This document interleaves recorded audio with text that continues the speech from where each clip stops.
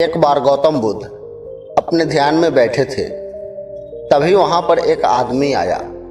ये आदमी अपने आलसीपन से बहुत ही ज़्यादा परेशान था।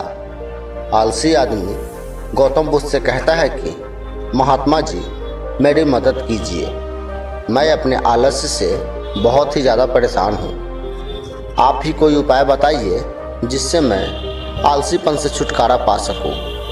तब गौतम बुद्ध ने उस व्यक्ति की ओर देखा और कहा, पहले मुझे ये बताओ कि तुम्हें क्यों लगता है कि तुम आलसी हो। तब आलसी आदमी बोला, सिर्फ मुझे ही नहीं, मेरे परिवार वालों को और मेरे आसपास के सभी लोगों को ऐसा लगता है कि मैं आलसी हूँ। गौतम बुद्ध ने फिर उससे पूछा, क्या तुम जानते हो आलस्य होता क्या है?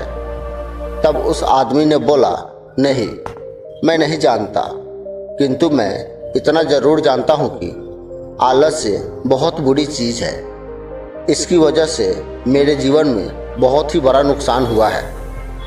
तब गौतम बुद्ध बोले, जिस परेशानी से तुम छुटकारा पाना चाहते हो, पहले उसके बारे में पूरी जानकारी ले लो, तो उससे छुटकारा पाना तुम्हारे लिए आसान हो जाएगा। आलसी व्यक्ति बोला, भगवान, इतनी बुद्धि तो मुझ में नहीं है। आप भी मुझे इस समस्या से निजात पाने के तरीके के बारे में बताइए। तब गौतम बुद्ध बोले, आलस्य एक मानसिक अवस्था है, एक विचार है जिसे जाने अनजाने में हम खुद ही जन्म दे देते हैं। आलस्य दो मूलभूत कारणों की वजह से ही जन्म लेता है। एक है शारीरिक और दूसरा है मानसिक। शारीरिक कारणों में पहला कारण है गलत तरह का भोजन। हम सभी जानते हैं कि हमारे शरीर को भोजन से ऊर्जा मिलती है और यह ऊर्जा सजीव चीज़ों से मिले तो अच्छी, यानी कि प्राकृतिक रूप से जो हमें भोजन की वस्तुएं प्राप्त होती है, अगर उनसे हमें यह ऊर्जा मिले तो हमारे शरीर को इससे अच्छी ऊर्जा प्राप्त होता है, जिससे हमारे शरीर को ज़्यादा फायदा होता है। जबकि इसके विपरीत यदि हम निर्जीव वस्तुओं से ऊर्जा प्राप्त करते हैं तो यह हमें आलस्य की ओर लेकर जाती है। दूसरा कारण है हमारी शारीरिक गतिविधियां भी हमें आलस्य के चंगुल में फंसा सकती है।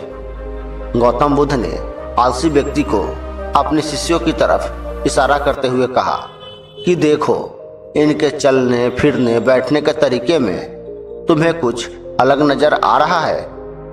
जब आलसी व्यक्ति कुछ नहीं समझ पाया, तब गौतम बुद्ध ने उससे कहा, मेरे शिष्य जब भी बैठते हैं तो वे रीढ़ की हड्डी को एकदम सीधा रखते हुए बैठते हैं। चलते हैं तो उनके कदमों के बीच अच्छे से संतुलन बना होता है, और जब वे सोते हैं तो उनका शरीर एकदम शिथिल रहता है। ऐसा करने से उन्हें रात्रि में एकदम सही तरीके से नींद आती है। तब आलसी व्यक्ति बोला, लेकिन नींद तो आलस्य का ही एक स्वरूप है। फिर बुद्ध बोले, हाँ, अगर उसे ज़्यादा मात्रा में लिया जाए तो। बुद्ध ने इस बात को आगे बढ़ाते हुए कहा, नींद कम मात्रा में लोगे तो तुम्हें अगले दिन थकान महसूस होगी, और ऐसा करने से ज़्यादा आलस्य शरीर में आएगा। नींद ज़्यादा लोगे तभी यही परिणाम होगा। इसलिए नींद को ना ज़्यादा ना कम, एकदम सही मात्रा में लेना अति आवश्यक है। तब आलसी व्यक्ति बोला, हाँ, यह तो मैंने भी अनुभव किया है। फिर बुद्ध बोले, अब मानसिक कारणों के बारे में जान लो। मानसिक कारणों में सबसे पहला है हमारी पुरानी गलत धारणाएं। अक्सर ऐसा होता है कि हम पहले जिन कामों में असफल हो चुके हैं, हमारे अंदर ऐसी भावना बन जाती है कि हम उस काम में हमेशा असफल ही होते रहेंगे, जिस वजह से हमें उस काम को करने में आलस लगता है। ऐसी धारणाओं से छुटकारा पाने का एकमात्र उपाय यह है कि हमें अपने मन को यह समझाना चाहिए कि पिछली बार हम जब उस काम में असफल हुए थे तो हम उसके बारे में जितना जानते थे, अब हम उस काम के बारे में उससे कहीं ज़्यादा जानते हैं, क्योंकि असफल होने के बाद हम उससे काफ़ी कुछ सीख भी लेते हैं। फिर बुद्ध बोले, दूसरा कारण है आलसी और कामचोर लोगों की संगत। कई बार ऐसा होता है कि हम आलसी नहीं होते, मगर जिनके साथ हम रहते हैं हम उनके जैसा बन जाते हैं। इससे छुटकारा पाने का उपाय बहुत ही सरल है। कामचोर और आलसी लोगों से हमेशा दूर रहो। ऐसे व्यक्तियों की संगत रखो जो अपने काम को बड़ी ही लगन से करते हैं और तुम्हें वे कुछ सिखा भी पाए। फिर गौतम बुद्ध ने तीसरा कारण बताते हुए कहा, यह कारण आलस्य के लिए सबसे बड़ा कारण है, काम को कल पर टालते रहना। यह कारण इतना शक्तिशाली है कि किसी भी व्यक्ति को यह बर्बाद कर सकता है। इससे बचने का सबसे आसान उपाय यह है कि तुम्हें जो भी काम मिले उसी समय उसको कर लो। गौतम बुद्ध ने आलसी व्यक्ति से एक सवाल पूछा, मान लो तुम किसी रेगिस्तान में फंस गए हो और तुम्हें प्यास लगी है, तब तुम क्या करोगे? तब आलसी व्यक्ति बोला, मैं जल्दी ही रेगिस्तान के आसपास कोई गांव की तलाश करूंगा या ऐसी जगह की तलाश करूंगा जहां पर मुझे पानी मिल सके। फिर गौतम बुद्ध बोले, अगर तुम्हें काफी देर ढूंढने के बाद भी पानी ना मिले तब तुम क्या करोगे? तब आलसी व्यक्ति बोला, मैं तब भी अपनी तलाश जारी रखूंगा, क्योंकि ऐसी परिस्थिति में मेरे पास कोई दूसरा विकल्प होगा ही नहीं, तो मैं क्या करूंगा?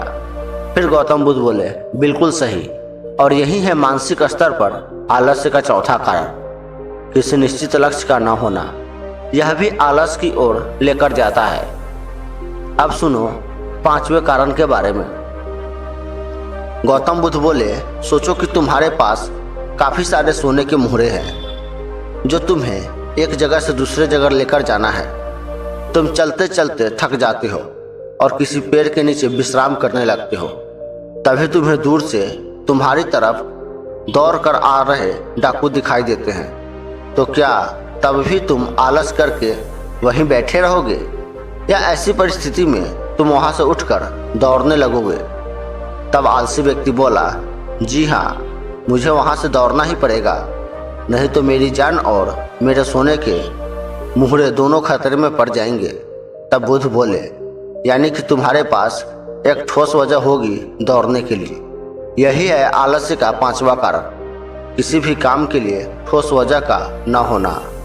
आलसी व्यक्ति महात्मा बुद्ध की बातों से संतुष्ट हो गया और बोला, महात्मा जी, मैं अब आलस्य के बारे में सब कुछ जान चुका हूँ और मैं इन सभी कारणों पर आज से ही काम करूँगा और अपने आलस्य को दूर भगाऊंगा। तो दोस्तों, उम्मीद करता हूँ कि इस कहानी से आप लोगों को कुछ नया सीखने को मिला होगा और मैं यह भी उम्मीद करता हूँ कि आप लोग भी आज से ये सारे काम अपने जीवन में शुरू कर देंगे। तो दोस्तों, वीडियो अच्छी लगी हो तो वीडियो को लाइक कर दीजिए और चैनल पे नए हैं तो चैनल को सब्सक्राइब कर लीजिए। तब तक के लिए मिलते हैं अगले वीडियो में।